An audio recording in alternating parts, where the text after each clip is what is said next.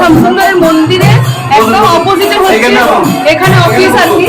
তো এই অফিসে ওনাদেরকে একটু রিকোয়েস্ট করলাম, আমাদের তো অত আইডিয়া নেই এই মন্দির সম্বন্ধে, বই আছে, বই বিক্রি হচ্ছে, তো যদি ওনাদের থেকে কিছু জানতে পারিস ব্যাপারটা আরো বেশ ভালো লাগবে শুনতে আর কি। তো চলো তোমাদের জন্যই আর কি এটা, তোমরা দেখতে থেকো উনি কি বলছেন আর কি। এই মন্দির প্রচন্ড বিখ্যাত, এত ভালো লাগছে মন্দির চত্বরে ঘুরে, আর বাড়ি যেতে মন করছে না। তো কি বলছে একটু দেখ, যদি একটু কিছু বলার মন্দির সম্বন্ধে আর কি। আমি সত্যজিৎ গোস্বামী শ্যামসুন্দর সেবা সমিতির একজন সদস্য। সেখান থেকে হচ্ছে যিনি এই মন্দিরের ইতিহাস সম্পর্কে উনি জানতে চাইছেন, যে এই মন্দির সম্পর্কে জানতে চাইছেন উনি, যে মন্দির আমাদের অনেক দিনের পুরনো। আমাদের যিনি পরম পিতা শ্রীমান মুথুরানন্দ গোস্বামী পাহাড়ে বৃন্দাবন থেকে আমাদের এই মন্দিরে নিয়ে এসেছিলেন তাকে। অনেক ইতিহাস আছে, যে ইতিহাস সম্পর্কে এই অল্প সময়ের মধ্যে বিস্তারিত করা সম্ভব না, যদি একটু অল্প সংক্ষেপে যে আমাদের এই মন্দির দীর্ঘদিন ধরে ঐতিহ্যবাহী, এবং আমাদের এখানে একমাত্র একটাই অনুষ্ঠান হয়, সেটা হচ্ছে অন্নপ্রাশন। এবং অন্নপ্রাশনকে উপলক্ষ করে আমাদের এখানে প্রচুর অনেক জনতার ভিড় হয়। আর ঠাকুরের ইতিহাস সম্পর্কে, যে মধুরানন্দ গোস্বামী যখন বৃন্দাবনে বসবাস করতেন, গঙ্গাধর চৌবের বাড়িতে এই ঠাকুর থাকতেন। তখন এই ঠাকুরের সাথে দেখাশোনা হয়, এবং দেখাশোনা করার সুবাদে প্রতিদিনই আমাদের এই পরম পিতা শ্রীমান মধুরানন্দ গোস্বামী ওখানে যেতেন। তো তাদের সেবা কাজের সময় বিভিন্ন রকম ব্রজবাসীদের ভাব তো আলাদা, আর আমাদের মাইক জগতের চিন্তা ভাবনা আলাদা। ব্রজবাসীদের ঘরে তারা নিজের এই শ্যামসুন্দরকে নিজের ছেলের মতন সেবা করতেন। কারণ ব্রজবাসীদের ভাব আর ব্রজবাসীদের সেবা আমাদের সাধারণ লোকের পক্ষে জানা সম্ভব নয়, আর বোঝাও সম্ভব নয়।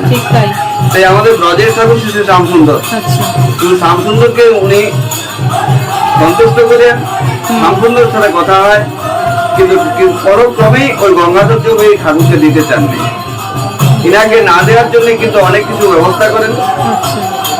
সেই তার জন্য ইনাকে না দেওয়ার জন্য অনেকগুলি ঠাকুর এরকম ভাবে তৈরি করে এক জায়গায় উপস্থিত করেছিলেন, এবং বললেন যে যেভাবে হোক, যে তুমি কিভাবে এই শ্যামসুন্দরকে সঠিকভাবে তুলে নিয়ে যাবে। তো তিনি শ্যামসুন্দরের সঙ্গে আমার পরম পিতা শ্রীমান মধুরানন্দ গোস্বামীর কথা হয়। তিনি বলেছিলেন, দেখবি যে বিগ্রহের সামনে গিয়ে একটি ভ্রমর মুখের সামনে ঘোরাঘুরি করে, তুই তাকে তুলে নিয়ে আসবি। সেই ঠাকুর হলেন এই শ্রী শ্রী শ্যামসুন্দর। এই শ্যামসুন্দরকে আমরা মানে আমাদের থেকে শ্রীমান মধুরানন্দ গোস্বামী 14 নম্বর মডার্ন কীর্তনের সাথে প্রতিদিন প্রতিনিয়ত তারই নির্দেশিত নির্ধারিত পথে সেবা কাজ থেকে শুরু করে, মন্দির থেকে শুরু করে সমস্ত কিছুই তারই নির্দেশে হয়। আমাদের কিছু করার নেই। আমাদের যে রাস এবং দোল, জন্মাষ্টমী, রাধাষ্টমী এসব পালিত হয়। বৃন্দাবনের দোল যেদিন হয় তার পরের দিনে আমাদের দোল হয়। যেদিন বৃন্দাবনের রাস হয় তার পরের দিন আমাদের হয়। আমাদের তিথি নক্ষত্র কোনো প্রশ্ন নাই। উনি বলেছেন একমাত্র যে যেদিন ঠিকানা হবে তার পরের দিন আমার হবে। ঠিকানা শব্দ হচ্ছে বৃন্দাবন।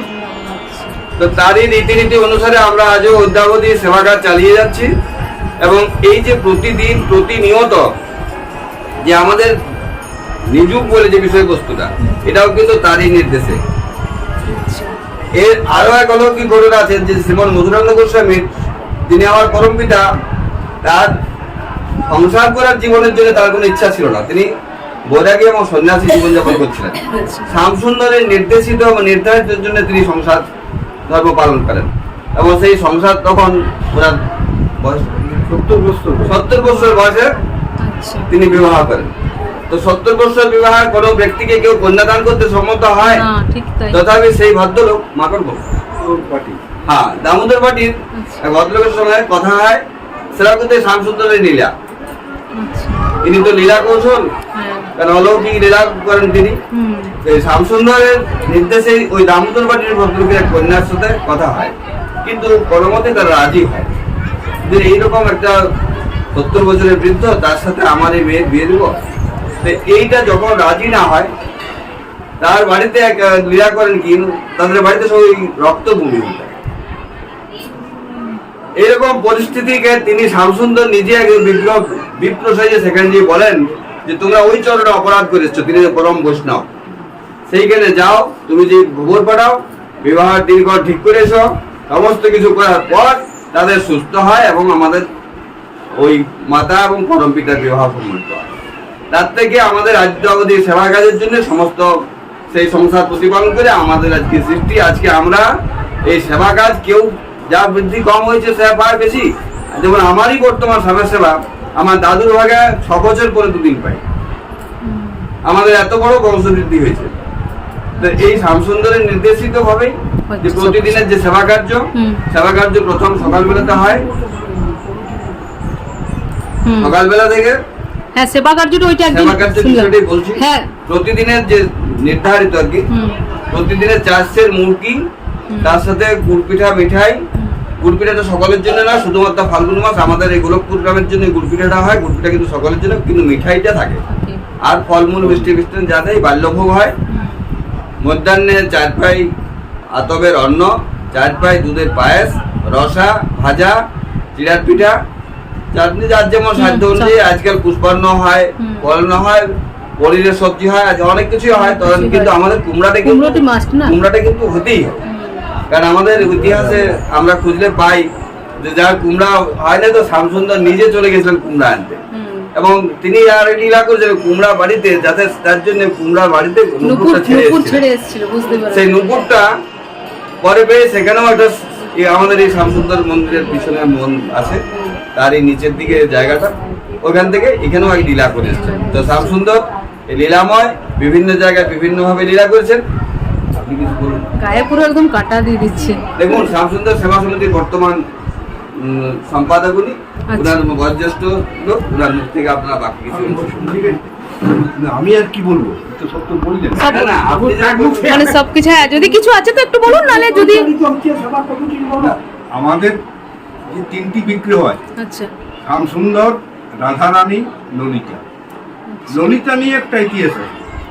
আচ্ছা, আমাদের এই বংশের, দাসপদর বংশের একজন প্রেমলতা বলে মেয়ে, কম বয়স, বাচ্চা বয়সে মন্দিরে সবসময় প্রায় খেলাধুলা, তাতে ঠাকুরের সাথে তার আত্মিক যোগ হয়ে যায় এবং প্রতিদিন ঠাকুরের সেবা করতে। তাতে ওনার মা রুষ্ট হয়ে ওকে বোকা করছেন, কিন্তু কোনো কথা শুনতেন না। একদিন বিকালে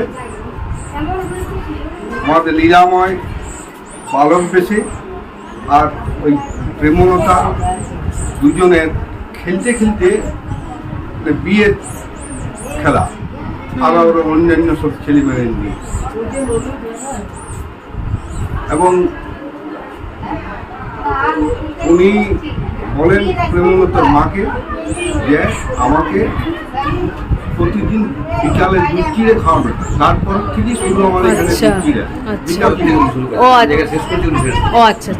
বিকালে দুধ চিড়াটা এটা কিন্তু প্রথমে থাকে না, ওই সময় থেকে শুরু হয়।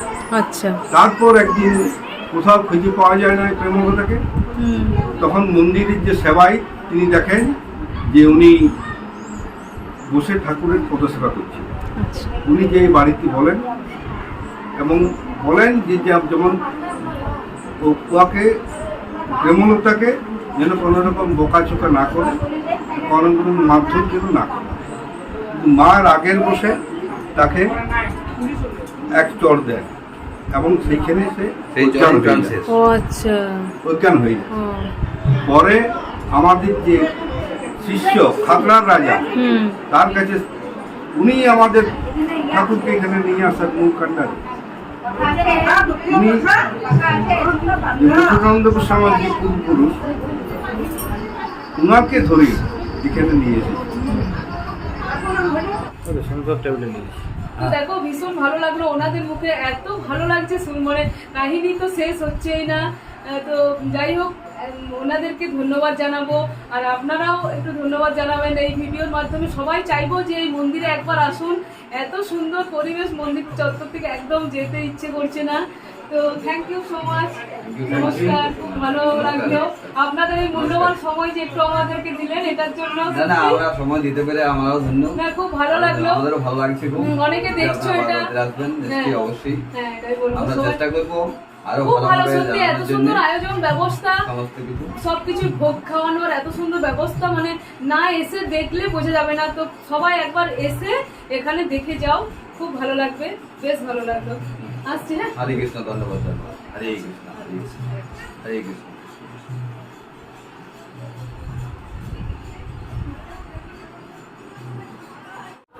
আর এই ব্রজরাজপুর শ্যামসুন্দরের মন্দিরের কাহিনীও তোমাদেরকে যতটা সম্ভব মানে ওনাদের মুখ থেকে আর কি তোমরা শুনে নিলে। তো চলো ভাবছি এখানে আজকের ভিডিওটা ফ্রেন্ডস এখানে এন্ড করে দিই। তো যদি ভিডিওটা ভালো লাগে ফ্রেন্ডস তো জাস্ট একটা লাইক করে দাও, প্লিজ প্লিজ প্লিজ একটা লাইক করো আর শেয়ার করো ফ্রেন্ডস অ্যান্ড ফ্যামিলিদের মধ্যে। আর যদি চ্যানেলে নতুন হয়ে থাকো তাহলে চ্যানেলটাকে সাবস্ক্রাইব করে পাশের বেল নোটিফিকেশনটা অন করে দাও।